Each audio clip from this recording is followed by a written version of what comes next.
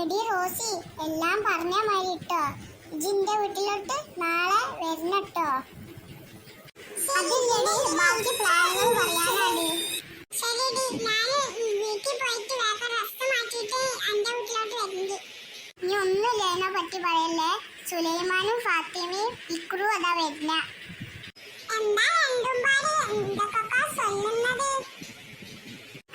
നമ്മള് ഒന്നും ചെയ്യില്ല. നമ്മൾ നിങ്ങളെ എവിടെയാണ് ഇങ്ങനെ നോക്കിയേനു. എന്നാ നമുക്ക് പോവല്ലേ?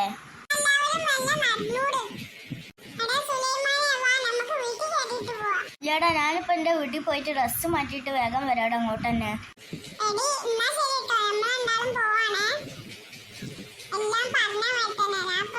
ശരിടി, പക്ഷെ ഒന്നും കാണാനും കേൾക്കാനും ഒന്നും പറ്റൂല. നമ്മളെല്ലാം പറഞ്ഞ മട്ടൻ ചെയ്യണം കേട്ടോ. ശരിടി റോസി. അവിടെ നിക്ക്, ഞാനും നിങ്ങളെ കൂടെ തന്നെ വരാം. എന്റെ കൂടെ അവിടെ തന്നെ അല്ലേ? എന്നാ വാ പോടി.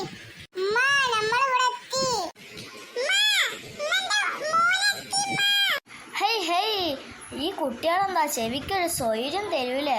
വന്ന പാടെ എന്നെ ചെവിക്കൊരു സ്വൈര്യം തരുന്നില്ല. എന്തിനാണ് കുട്ടികളെ കീറുന്നത് നിങ്ങള്? സമാധാനായത് വീട്ടിൽ വന്നിരുന്നപ്പോ. അത് ശരിയായിരുന്നു.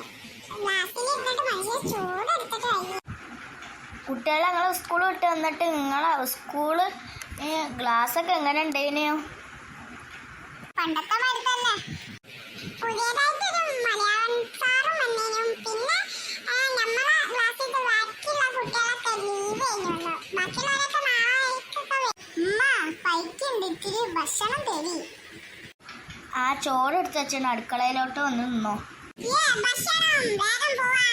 എടാ മെല്ലെ ഓടിക്കടാ, വീണ് പോവോ? തീറ്റ ഭ്രാന്തൻ. ഞാനും വേഗം പോട്ടെ.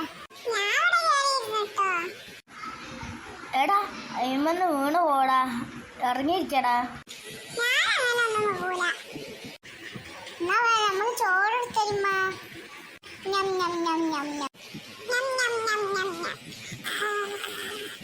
ഇതെന്താ കോട്ടുവായേ?